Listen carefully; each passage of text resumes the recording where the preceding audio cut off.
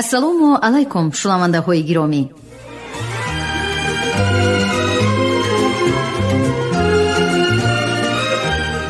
гуфторамонро аз силсилаи хониши адабӣ аз рӯи асари асосгузори сулҳу ваҳдати миллӣ, пешвои миллат, президенти ҷумҳурии тоҷикистон муҳтарам эмомалӣ раҳмон уфуқҳои истиқлол оғоз менамоем.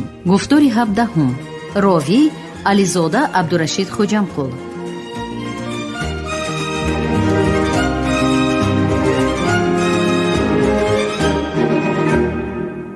боби 4. ваҳдати миллӣ ва суботи иҷтимоӣ дар меҳвари сиёсати дохилии давлат. 4. мақоми зан дар ҷомеаи муосир.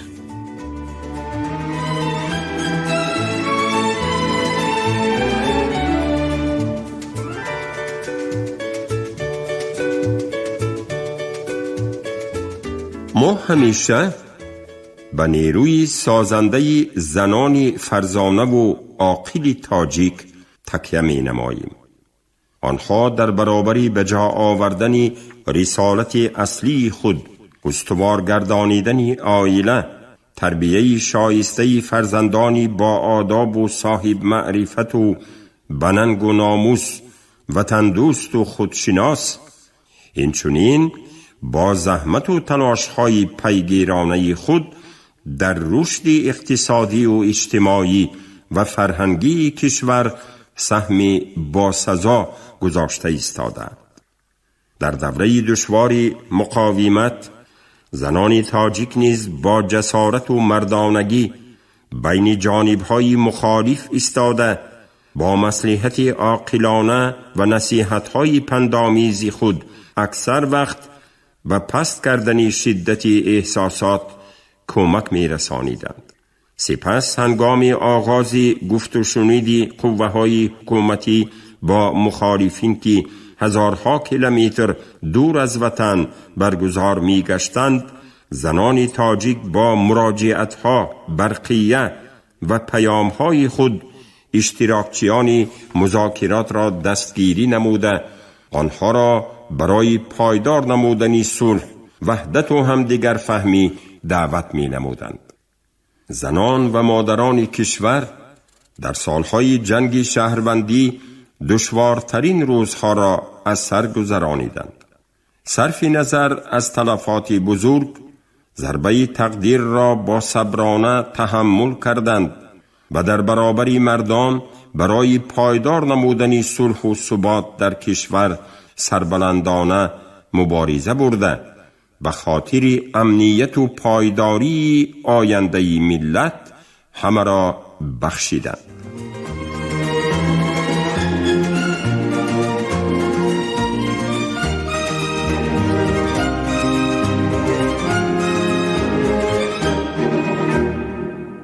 جمهوری تاجیکستان از میان کشورهای اتحاد دولت‌های مستقل یکی از اولین ها شده، به مسئله بلند برداشتن مقام و منزلت زن در جامعه دقت اولین درجه داده. کنونسیاهای بین المللی درباره برهم دادن تمام شکل‌های تبعیض نسبت زنان، حقوق‌های کودکان، حقوق‌های زنان را قبول کرد. پس از این دوره به دوره بیش از 20 سند مهم دولتی دایر به مسئله های زنان قبول کرده شدند که آنها برای بانوان مملکت زمینه باز هم مساعد فعالیت و زندگی را فراهم آوردند.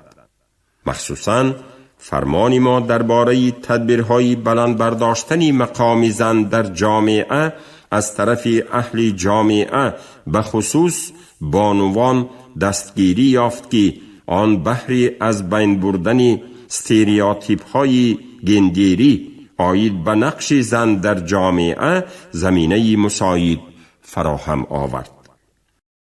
این سند مهم همچون راهنما برای تهیه و قبول ده‌ها سندهای حقوقی دیگر در مسئله بهداشت زنان مساعدت نمود. بعد از آن حکومت کشور برنامه دولتی سمت‌های اساسی سیاست دولتی آید به تأمین حقوق و امکانیت‌های برابری مردان و زنان در جمهوری تاجیکستان برای سالهای 2001-2010. قانون جمهوری تاجیکستان درباره کفالت‌های دولتی برابر حقوقی مردان و زنان و امکانیت‌های برابری عملی گردانی آنها، نقشه ملی چاره‌بینی‌ها آید به تأمین حفظ سلامتی مادران در جمهوری تاجیکستان در دوره تا سال 2014، برنامه دولتی تربیت، انتخاب و جابجاگذاری کادرهای راهبری کننده جمهوری تاجیکستان از حساب زنان و دختران لیاقتمند برای سالهای 2007-2016، استراتژی ملی فعالگردانی نقش زنان در جمهوری تاجیکستان برای سالهای 2011-2020، برنامه دولتی تیار کردن متخصصان از حساب زنان و مساعدت به شغل آنها برای سالهای 2012-2015 را قبول و مورد عمل قرار داد. این برنامه ها جهت بهداشت وضع اجتماعی و اقتصادی، فرهنگی و معنوی خانواده ها، بلند برداشتن مقام زن در جامعه، اشتراک فعالانه آنها در اداره کنی دولت، تیار نمودن کادرهای با لیاقت و دانشمند از حساب بانوان، بلند برداشتن معرفت حقوقی زنان و بهترگردانی وضع صحتی مادر و کودک روانه کرده شدند. با مقصد تحکیم مقام عائله در جامعه همچون نهادی مهم اجتماعی، در سال بزرگداشت عائله سال 2015 کنسپسیای رشد عائله در جمهوری تاجیکستان را قبول کردیم. بانوان کشور امروزها در حیات سیاسی، حاکمیت دولتی و انتخابات پارلمانی فعالانه شرکت نموده، صف آنها در همه شاخه‌های حاکمیت به مراتب زیاد شده ایستاده است. به خاطر احترام نقش زنان، ارجگذاری بر رنج و زحمت مادر و دستگیری موقع بانوان همچون عضو فعال جامعه، 8 مارس را روز مادر اعلان کرده این جشن فرخنده را در مملکت با افتخاری بلند تجلیل می نماییم.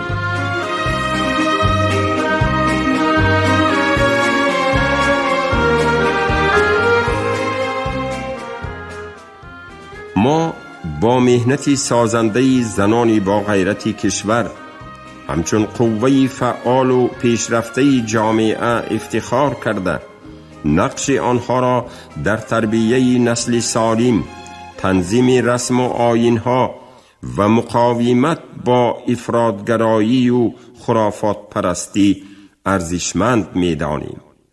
امروز بانوان در ساحه‌های معارف، تندرستی و دیگر بخش‌های اجتماعی قسم زیادی کارمندان را تشکیل کرده از شماره عمومی خدمتچیان دولتی 23% را تشکیل می‌دهند.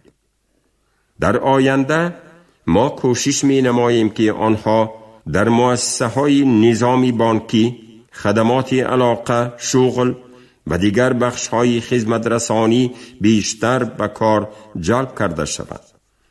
موافق می‌دانیم که برای دستگیری زنان و دختران در زینه‌های گوناگون کوتا و امتیازها مقرر نماییم و چنین اقدام یکی از راه‌های تأمین نمودن برابر حقوقی زنان و مردان می باشد. در تاجیکستان عزیز ما همچون کشوری صاحب استقلال، بانوان در برابری مردان نقش باسزا گذاشته، در همه ساحه‌های اقتصاد ملی فعالانه کار می کنند و در رشد حیات اقتصادی، اجتماعی و فرهنگی حصه سزاوار خیش را می‌گذارند.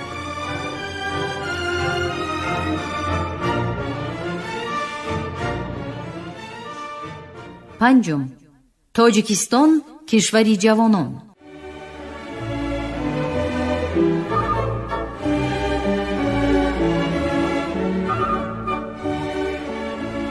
ما جوانان را به صفت یک نیروی نهایت پر اقتداری بنیادکار و پیشبرنده حیات جامعه نوین اعتراف می نماییم. آنها باید از فیض استقلالیت بیشتر بهره گیرند، به قدر آزادی و صاحب استقلالی رسند و آن را چون نعمتی بی‌بها حفظ و حمایت نمایند. زیرا استقلالیت، برادری و برابری همه اعضای جامعه، خانه آباد، روی سرخ، سری بلند، زندگی آسایشته و روزگاری آسوده‌ای هر فردی صاحب دولت و صاحب وطن می باشد. جمهوری تاجیکستان دولت جوان و جوانان بوده. سنی میانه اهالی 24 سال و 70% ساکنان آن را شخصانی سنی تا 30 ساله تشکیل می دهند. با نظر داشت این، ما از سالهای اولی به دست آوردن استقلالیت دولتی به تطبیق سیاست دولت دایر به جوانان همچون نیروی فعال جامعه افضلیت بیشتر مقرر نمودیم. در دوام سالهای صاحب استقلالی ما در سمت بلند برداشتن نقش جوانان در حیات جامعه، مهیا ساختن شرایط مساعد برای تعلیم و تربیه آنها، علم و کسب آموزی، از خود کردن زبانهای خارجی و تکنولوژی‌های معاصر اطلاعاتی و کمونیکاسیونی تمام شرایط ضروری را مهیا نموده برای عملی گردیدن تشبث‌های آنها زمینه مساعد فراهم آوردیم. با این مقصد ده‌ها قانون و قرارها و برنامه‌های دولتی از جمله قانون جمهوری تاجیکستان درباره سیاست دولتی جوانان را قبول نمودیم که آن برای متحد نمودن جوانان و در پیشرفت کشور، حمایه مرز و بوم تاجیکستان عزیز، تحکیم پایه‌های دولتداری و کارهای سازندگی و آبادکاری فعالانه شرکت کردن جوانان راهی وسیع گشاد. به خاطر در عمل تطبیق نمودن قانون مذکور، ما دوره به دوره 5 مراتب برنامه ملی جوانان تاجیکستان، 3 مراتب برنامه دولتی تربیه وطن پرستی جوانان تاجیکستان، 2 مراتب برنامه ملی رشد اجتماعی جوانان در جمهوری تاجیکستان را برای سالهای 2013-2015 هم، کنسپسیای ملی سیاست دولتی جوانان در جمهوری تاجیکستان را قبول نمودیم. به غیر از این سندهای مهم، ما استراتژی سیاست دولتی جوانان در جمهوری تاجیکستان را قبول کرده، اشتراک جوانان را در حل وظیفه‌های مبرم و مهم رشد اجتماعی و اقتصادی کشورمان ضرور شماریدیم. در نتیجه قبول گردیدن سندهای مذکور، چندین کنفرانس سطحی بین المللی و جمهوریوی، سمینارهای آموزشی، آزمون و فستیوال‌ها و اینچنین چاره‌بینی‌های دارای خصوصیت‌های اطلاعاتی و معرفتی برگزار گردیدند که هر کدامشان برای شرکت فعالانه جوانان در حیات سیاسی، فرهنگی، معنوی و آبادانی در سطح محل، منطقه و جمهوری نقش ارزشمند گذاشتند. ما با مقصد بلند برداشتن ذوق جوانان علمجوی و نوآور و وسیع نمودن جهانبینی آنها، استیپندیا و جایزه های مختلف برای هوسمند گردانیدن جوانان با لیاقت و صاحب معرفت که می توانند در رشد و پیشرفت حیات سیاسی، اقتصادی و اجتماعی و فرهنگی دولت و ملت سهمی باسزا گذارند تأسیس دادیم.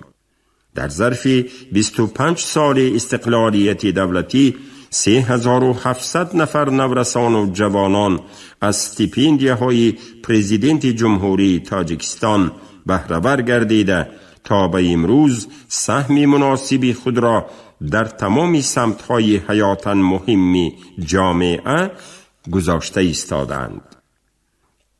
در برابر این تعداد گیرندگان کوتاهای پرزیدنتی از 200 و 1200 و شماره گیرندگان جایزه به نام اسماعیل سامانی از 6 به 12 رسانیده شد.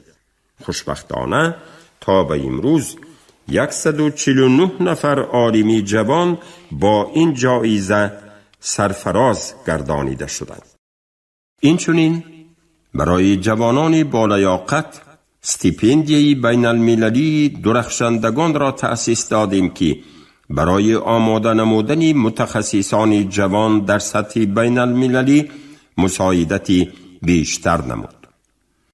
عین زمان در خارج کشور 12,000 نفر جوانان در دایره برنامه استیپندیه بین المللی پرزیدنت مملکت درخشندگان تحصیل کرده بیش از 30,000 نفر در اساس شرطنامه‌های بین ساحوی و دانشگاهی به تحصیل فرا گرفته شدند.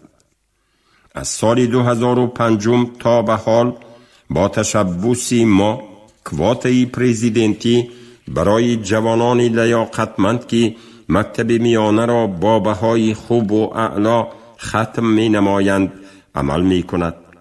مقصد از این اقدام تأمین نمودن عدالت اجتماعی در کشور می باشد.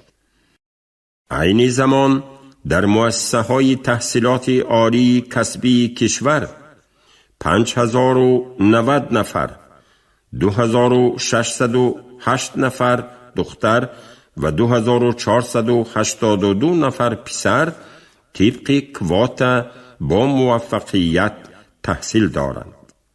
دستاورد دیگری نادری که به حیات سیاسی و فرهنگی و اقتصادی و معنوی جوانان کشور تکانی جدی بخشید، تأسیس یافتن شورای ملی کار با جوانان در نزد پرزیدنت جمهوری تاجیکستان می باشد. ما به هیئت شورا راهبران واحدهای ساختاری علاقمند دستگاه اجرایی پرزیدنت جمهوری تاجیکستان، وزارت و اداره ها، مقامات اجرایی حاکمیت دولتی در ولایت مختار کوهستان بدخشان، ولایت های سغد و ختلان، شهر دوشنبه، ناحیه های تابع جمهوری و تشکیلات های جمعیتی کار با جوانان را وارد نمودیم. مقصد شورا تحلیل وضعیت در بین جوانان، پیشنهادها در سمت تکمیل قانونگذاری جمهوری تاجیکستان وابسته به تطبیق ثمرناک سیاست دولتی جوانان، برطرف کردن مشکلات جوانان در کشور و دیگر مسئله های علاقمند به دستگیری جوانان می باشد. ماه می سال 2016 جلسه نخستین شورای ملی کار با جوانان را برگزار نمودیم که در آن مسئله های مربوط به حیات و فعالیت جوانان، تطبیق سیاست دولتی جوانان، رفع کمبودی های جای داشته، دستگیری ساحه های ورزش و ترغیب طرز حیات سالم مورد بررسی قرار گرفتند. ما همیشه تشبث و پیشنهادهای سازنده جوانان را دستگیری نموده برای عملی گردیدن آنها امکانیت فراهم می آوریم. در برابر این جوانان باید قشری از همه فعال جامعه باشند، تشبثهای سازنده پیشنهاد نمایند، رمزهای دولتی، مقدسات ملی و دستاوردهای استقلالیت دولتی را حفظ کنند، در حیات سیاسی و اجتماعی کشوری عزیزمان با دست و دلی گرم و نیروی بنیادگرانه شرکت ورزند، امنیت دولت و شرف و ناموس وطنداری را حمایت کرده خود را از همه خوف و خطرهای نامطلوب جهان معاصر ایمن نگاه دارند. با نظر داشتی سهم جوانان در رشد جامعه و اشتراک فعالانه آنها در حیات سیاسی و اقتصادی مملکت، ما سال 2017 را سال جوانان اعلان نمودیم. این اقدام برای تطبیق باز هم وسیع سیاست دولتی عاید به جوانان مساعدت نمود و فضای کار و فعالیت آنها را در مهمترین ساحه‌های حیات جمعیتی، سیاست، اقتصاد و فرهنگ تقویت بخشید. ما به این واسطه تربیت وطن دوستی را میان جوانان مهمترین فشنگ حرکت دهنده پیشرفت جامعه دانسته، چاره‌بینی‌های زیادی را در منطقه‌های گوناگون مملکت دایر نمودیم که هر کدام آن در بالا رفتن حس وطن دوستی نورسان و جوانان مساعدت نمودند.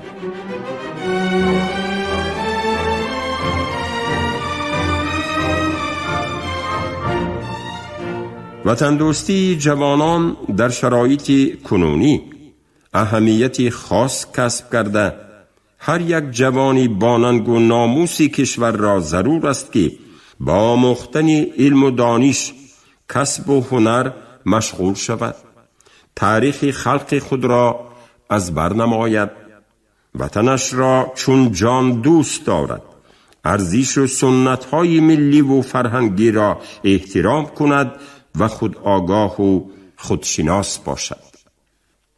ما در سمت تطبیق سیاست بهر دستگیری جوانان همزمان در مملکت بر رشد ورزش و سالمی اهل جامعه توجه ظاهر می نماییم.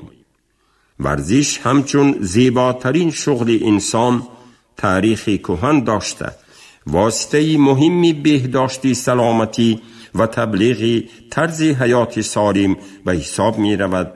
برای تحکیم دوستی آدمان و معرفی دولت و ملت ها در عرصه جهانی نقش مهم می بازد. در زمان معاصر ورزش و رشد و پیشرفت ساحه تربیه جسمانی در ردیف سیاست اقتصادی، اجتماعی، فرهنگی و امثال آن به حیث یک قسم ترکیبی سیاست دولت اعتراف گردیده، از واسطه های اساسی معرفی کشوری صاحب اختیاری ما میان جامعه بین المللی محسوب می گردد. در سمت به کمال رسانیدن نسل جوانی سالم و غیور و متین که در عرصه بین المللی معرفگری دولت و کشوری خیش می گردند، تربیه جسمانی و ورزش نقشی کلیدی دارد. از همین جاست که ما امروز به ورزش اعتباری مخصوص داده در تاجیکستان عزیز عامه وسیع را به این سمت جلب می نماییم و تدبیرهای زیادی را در کشور راه اندازی می کنیم. در دوام سالهای صاحب استقلالی ما با مقصد بلند برداشتن ثمرناک نظام تربیه جسمانی و ورزش یک زمره سندهای معیاری حقوقی تنظیم کننده ساحه را تهیه و به تصویب رسانیدیم که مهمترینشان قانون جمهوری تاجیکستان درباره ورزش کودکان و نورسان، قانون جمهوری تاجیکستان درباره تیاری ورزشی، قانون جمهوری تاجیکستان درباره تربیه جسمانی و ورزش، کنسپسیون ملی رشد تربیه جسمانی و ورزش جمهوری تاجیکستان، نظامنامه جایزه پرزیدنت جمهوری تاجیکستان به غریبان و جایزه‌داران مسابقه های بین المللی ورزشی و نظامنامه دایر به اکریدیتاسیای دولتی فدراسیون‌های ورزشی می باشد. سندهای مذکور برای تشویق و ترغیب طرز حیات سالم، رو آوردن به ورزش، بنیاد انشاءات و میدانچه ها، تالارهای ورزشی و برگزار کردن صدها مسابقه های جمهوریوی و بین المللی مساعدت نمودند. ورزشکاران تاجیک تنها در دوام 5 سال اخیر در عرصه بین المللی 2717 مدال از جمله 783 طلا، 759 نقره و 1175 برنجی به دست آوردند که با شرافت آنها بارها پرچم دولتی پرتوفشان گردیده است.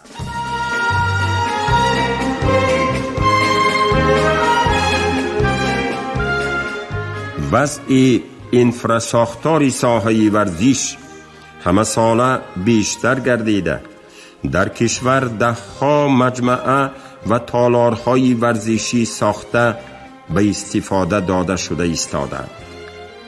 طبق معلومات آماری در دوران 25 سال استقلالیت دولتی در جمهوری 8409 انشاءات گوناگون ورزشی مورد استفاده قرار گرفتند.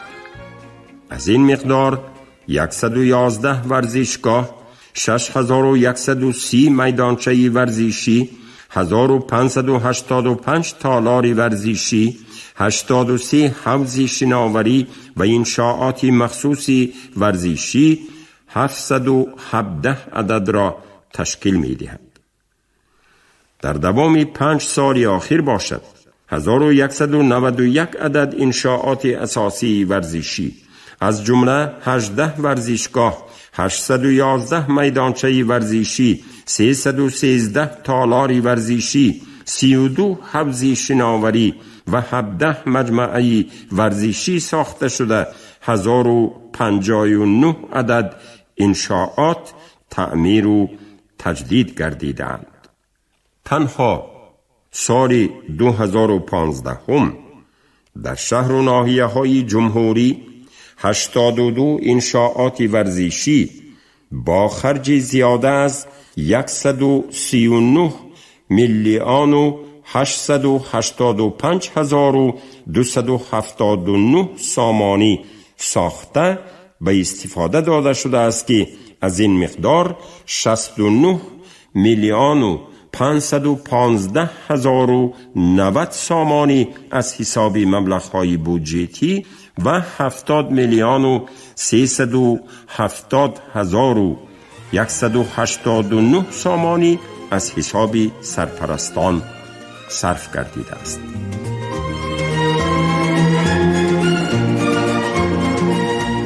شما گفتاری 17 را از روی اثر افقای استقلال پیشوای ملت محترم امام علی رحمان شنیدید. راوی علیزاده عبدالرشید خوجمقل، کارگردان شیرعلی نغزلی، صدابردار کریم طالبوف. پایان گفتار از سلسله خوانش ادبی.